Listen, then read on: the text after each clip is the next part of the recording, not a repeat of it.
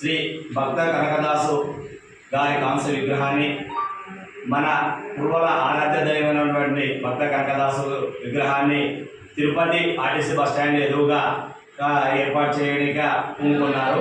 అలాగే minister Saritamma madam గారు ఈ యొక్క కార్యక్రమంలో ముందుండి నడిపించి ప్రభుత్వాన్ని ఒప్పించి విగ్రహం ఏర్పాటుకి కృషి చేశారు. ముందుగా మేడం గారికి ధన్యవాదాలు. అలాగే మన రాష్ట్రంలో ఉన్నటువంటి పూర్వ కులమల్ల ఒకటయ్యి ఆ రోజు ఆదివారం అక్టోబర్ 5వ తారీఖు తిరుపతిలో ఉన్న ఆర్టీసీ బస్ స్టాండ్ దగ్గర విగ్రహ ప్రతిష్టకు అందరూ వచ్చి జయప్రదం చేయవలసిందిగా కోరుకుంటున్నాం. ముఖ్యంగా కనకదాసు అనే భక్తుడు ఒక కులానికి సంబంధించిన వ్యక్తి కాదు, అన్ని కులాలకి వివక్షత కుల వివక్షతం పోగొట్టి కన్నడ సాహిత్యంలో గొప్ప పేరెన్నుకున్నారు.